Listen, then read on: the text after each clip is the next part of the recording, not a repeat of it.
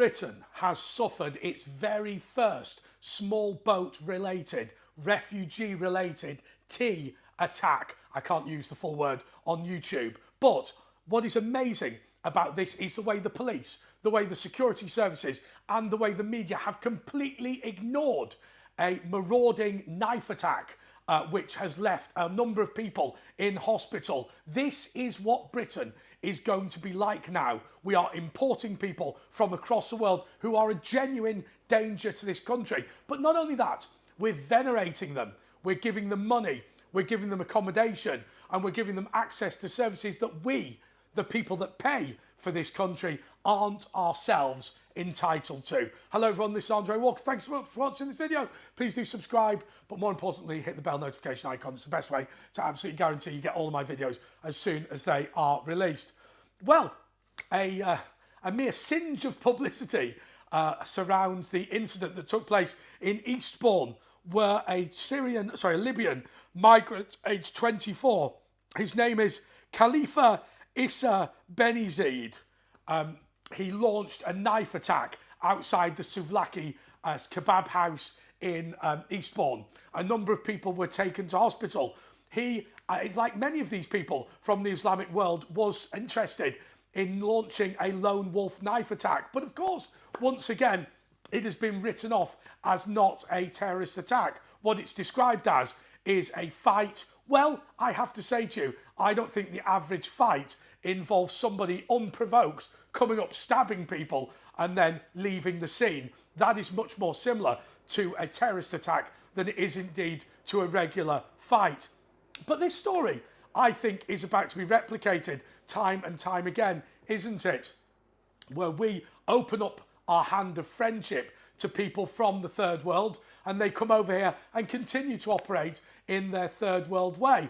If you look at a place like Poland and Hungary, because their immigration policies are so tight, they have had no terrorist attacks at all, whereas Britain is creaking under the weight of terror risks that it has as a country. I'm going to tell you what I genuinely think is going to happen.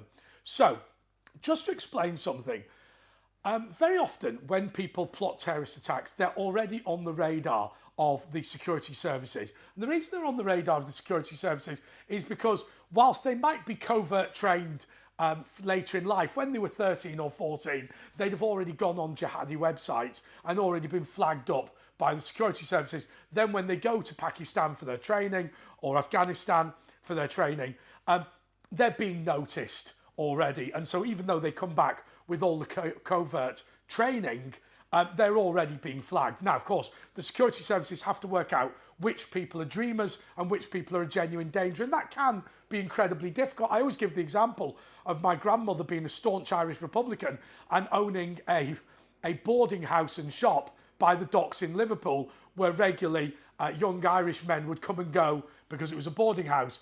And in fact, the police raided the house and only discovered when they raided it that whilst she was an Irish Republican, she loathed terrorism.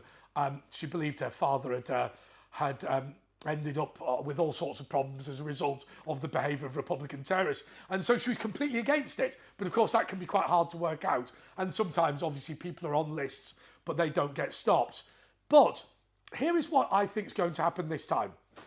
Boko Haram, Hamas, Hezbollah, Islamic Jihad, all of these organisations, what they will do is they will infiltrate people like this Khalif guy into Britain. So they've got people on the ground. Now, because we don't know who these people are, because we don't have an access to their criminal history, and because they didn't grow up in Britain, we are unable really to track them. They will have had their instructions already in their country of origin. And the instructions will be something like, on the 3rd of January, all of you simultaneously go out and launch an attack. And I think that that is now guaranteed in the United Kingdom. I've made that point multiple times before.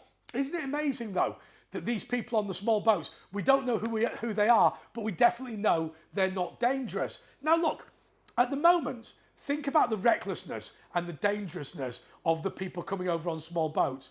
And that is, you know, the stupid ones. You know, the people that come to the United Kingdom and immediately attempt to rape 3 15-year-old girls, they're not the sharpest tools in the box. I'm not belittling the victims of crime, far be it for me to do that. But what I am saying is that the more sophisticated professional operatives, they are going to be much harder to find and much more effective when they spring into action. I remember when I was at the border between Poland and Ukraine, and Poland was taking in as many refugees as could come across the border. But let me tell you, there were waits of 15 hours because, of course, Poland was concerned that amongst the legitimate Ukrainian refugees, there would be a percentage of Russian agents attempting to infiltrate Poland and destabilise perhaps both the Polish state and indeed the Ukrainian refugee community, which was then growing within it. So here's my question. Why is it that when Poland was concerned about Russia infiltrating, why are we not worried about the Islamic State and all of these organisations infiltrating the small boats? Why have we turned around and when this man stabs 3 people, say, oh, it's just a fight? Or normally what we do is say that they are, it's a mental health breakdown. People literally, by the way, go into police stations in the UK having been arrested and they go, why did you stab those 15 people? And they go, I did it for Allah, I'm a member of the Islamic State. And the police issue a statement saying that it's mental health related. Literally, the bloke is literally telling you to your face the reason why he's doing it. And of course, the police won't listen to that at all. I'm extremely concerned about this problem because there will be now battalions and battalions of Islamic State fighters in the United Kingdom. There was a fair number already. I've talked previously about the Afghan resettlement scheme being infiltrated by the Taliban. But of course, we already have the Tipton Taliban. What? Who are they? The Tipton Taliban were people in Yorkshire, the Yorkshire town of Tipton, who were loyal to the Islamic State and Al-Qaeda, who went over to fight on their behalf. And so we have our own homegrown Islamic fighters and we're bringing in more. Now look, I don't know what the capability of Iranian special forces is, but they're here now. What about Boko Haram elite? Don't know. What about Hezbollah? What about Hamas? I mean, if you look at Hamas and their effectiveness against Israel on the 7th of October, one would assume that if they've infiltrated the United Kingdom, they'll be incredibly dangerous to us.